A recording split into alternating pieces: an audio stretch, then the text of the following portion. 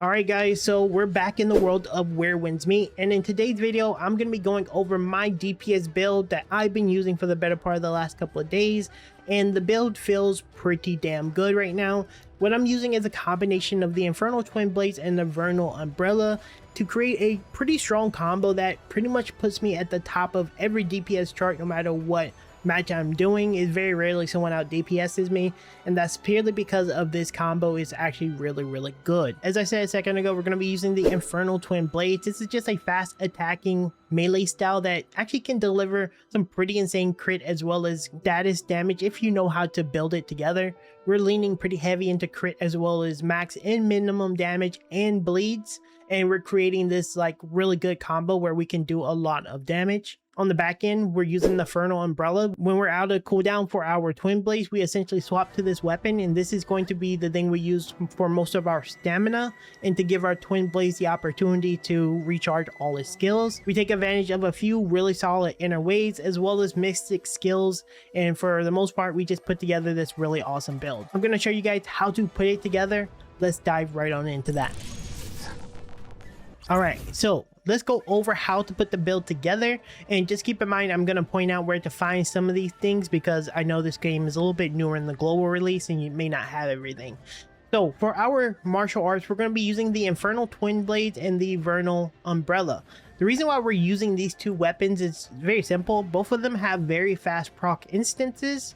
So the Twin Blades attack very fast, and the Umbrella, depending on the move that you do, can do a lot of procs. And I think that synergizes really well with the inner ways that we're using. That's why we're using it. Now, we're going to go over the gear first, and then we're going to double back to the inner ways in just a second. So for our gear, we're using the set called Veil of Willow for the like weapons and stuff, and then for our armor pieces we're using Beyond the Chill set. Now the reason for this is simple. Veil of the Willow has very consistent damage, at least to me. This, whenever you do a light attack, heavy attack, air versions of them, charge attack, whatever the case is, you'll get 12% attack damage for 10 seconds.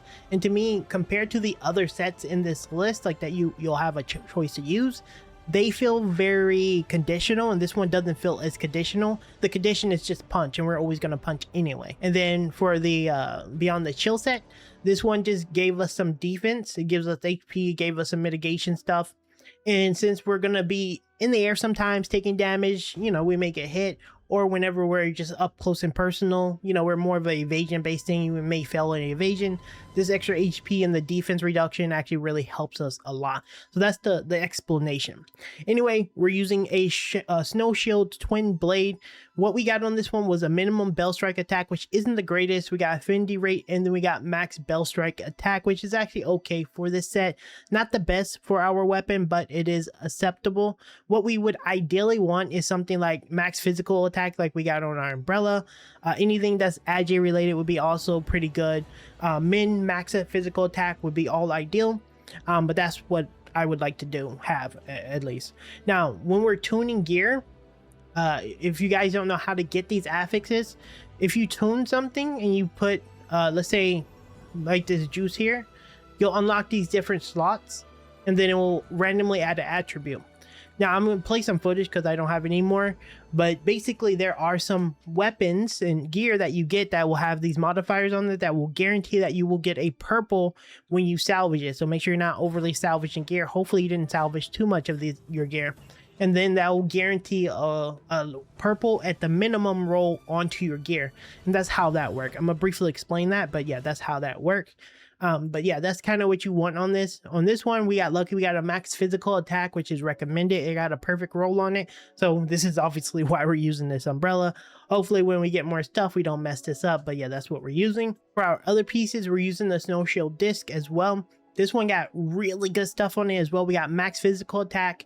Unfortunately, we got jump strike damage bonus, which is kind of whatever. And then we got another legendary agility roll on this, which scales both our Umbrella and our weapon. So this is actually really nice. And then for our last piece on our Snow Shield pendant, we also got another max physical attack as well, which, you know, this one is pretty good. We're going to tune it later and hopefully get some good stuff. But overall, we got a lot of max physical attack besides on our main weapon, but regardless, it's still pretty solid for temporary gear. For our armor pieces, we got crit rate as well as precision rate on our helmet. This one roll with physical, defense, and max HP, all things I think is pretty decent for our armor. And we got some damage stats on our gear, which is, in my opinion, pretty solid as well. For our chests, kind of the same thing. We're using the Frostbane armor set. Unfortunately, we didn't get the 4-piece rather. We got max HP physical, max HP, and then maximum bamboo cut attack, which is pretty good as well, since it synergizes really well with our twin blades anyway. And then for the greaves, we got a max HP roll as well, legendary, so this one's pretty solid. We're gonna break through this one a little bit later. And as I said a second ago, we got a little bit unlucky on this one. We're gonna try to roll for this later and get it. For the bow stuff, kind of go with whatever you want. The bow is not very important, but I'm going to show you guys where you need to get this or where you need to do. Now, if you're trying to figure out how to get this armor set, you're going to come over here and face off against the Forging of Years. And then this box here, you're going to look for the, not this one, the Silkbind Jade set. And this is going to give you the Veil of the Willow set. This is like my main weapon. And then for the armor set, it'll drop here as well. What I will recommend personally is if, let's say, for example, you do like 6 of these and you get 6 of these boxes and you get everything you need from them, I would personally recommend coming over to the Calm Water set and pick up the Calm Water set, because I think that synergizes a little bit better. Obviously, we're still a little bit early into the game, so we don't have a lot of extra resources to throw at it. Yeah, that would be my recommendation. This is how you would get it. It's a pretty straightforward match. Next, let's talk about our inner ways, because this is actually pretty integral to the build. So first off, we're going to be using the 5-fold bleed, and what this does is it has a 10% chance to apply a stack of weeping bleed for 5 seconds, and it'll stack up to 5 stacks. And at the 5th stack, this will apply weeping blood. It's going to remove it, and then you're going to get empowered piercing damage 1 time. And this works really well with the umbrella barrage thing, because it's like constantly shooting very hard. And this is like very synergistic, and you're going to be attacking fast with both of the weapons. So this is why this synergy is really well. We did get 1 breakthrough on this, which is going to increase the piercing damage by 100%. And this is going to give us pretty good damage. But yeah, this is going to be a max out if you ever get to that point in the future, in my opinion. Now, if you're looking to actually get this passive and you don't have it yet, you're going to come over here to this Imperial temple location here, and you're going to talk to the monk in this building. Now, you need to just do his mission. You'll basically go to the monk, talk to him, and he's going to tell you to look for his 3 students. One is going to be next to the tree here, and then you're going to go back to him.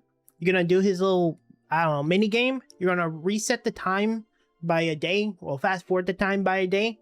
You're going to go look for another disciple, rinse, repeat, and do it like 2 times. They'll be marked on the map when you start this quest, so it'll be easier for you to kind of see. It won't be that hard, but that's how you get this one. Our next one, we're going to be using Morale Chant. This is a very core one that you're probably going to see in most builds. This one has a 80% chance to gain 1 stack of Yi River, and this is going to increase physical damage and healing by 1% for 8 seconds, stacking up to 5 times. And this one is a very straightforward one. We've talked about this one multiple times on the channel. It's just overall really good. If you're looking to get this Morale Chant, you're going to come here to the Blissful Retreat, and you're going to speak to this vendor here named Tang Bao. And you can buy it for 5,000 the coin. What are these called again? Echo Jays. You can buy it for 5,000 Echo Jays to get the first set. Here within Kai Feng, there's a merchant here next to the Harbor Link Crossing. This vendor here will sell you some stuff as well. So as you can see here, he's selling you a lot of these notes for Jades as well. So if you're using some of the other sets, you can, consider coming here. But once you reach solo mode level 6, you can actually get a full stack of 10 of these for only 2,000 Jades. So this is going to be like your next way to level it up relatively easily. Next, we're going to be using the Echoes of Oblivion. This is for the Infernal Twin Blades. Your light attack is going to apply Sin to enemies. And while light attacks are under Flame Lash, this is your art ability, it will apply Karma. And whenever you hit a target with these, it's going to increase the ignore on physical defense or bamboo cut resistance respectively, depending on what stance you're in. If you're trying to figure out where to get this, which you should already have it if you're watching this video, you need to finish the Blissful Retreat mission called For Whom Does He Return, and you'll get this one for free, basically. Finally, for our last inner way, we're going to be using the Blossom Barrage. And what this does is your ninefold Umbrella's martial skill Spring Sorrow. This is your Q ability on mouse and keyboard.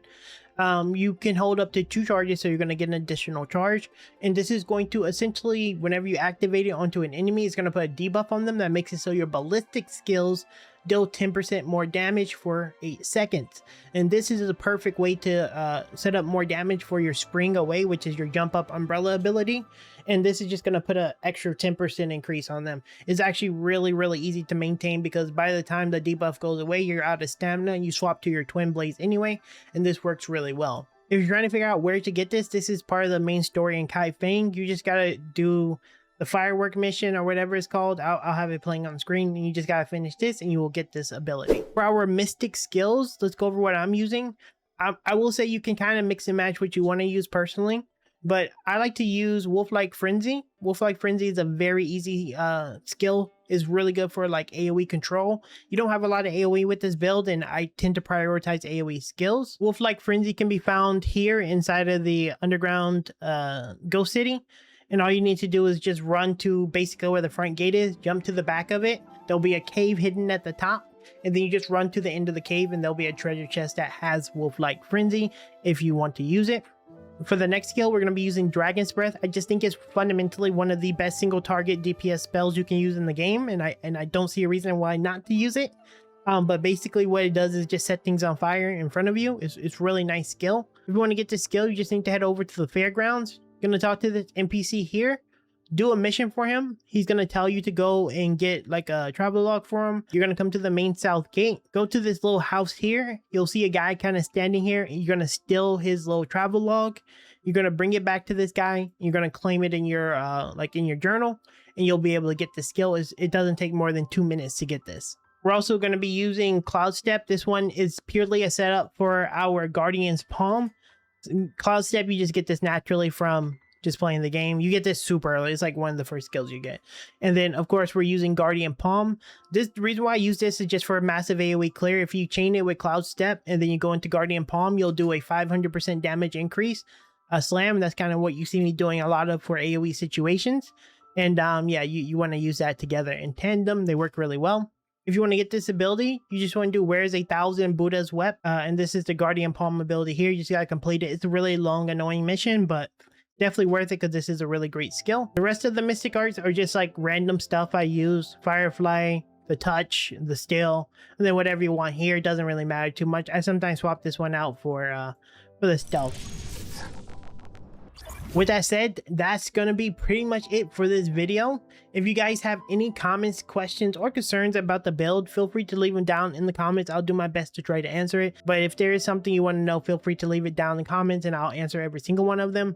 As always, guys, I live stream just short of every day here on YouTube as well as over on Twitch. So if you want to hang out, ask any questions, or just enjoy the vibes, come hang out and chat. I'm pretty much always here, always chatting. If you want to help support the channel, just sub to the channel. That helps me out a ton. Just one click, that's all it takes, and that actually helps me a massive amount, especially if this video helped you out. Really appreciate you all being here, and just like that, young masters, I'll see you in the next one very soon.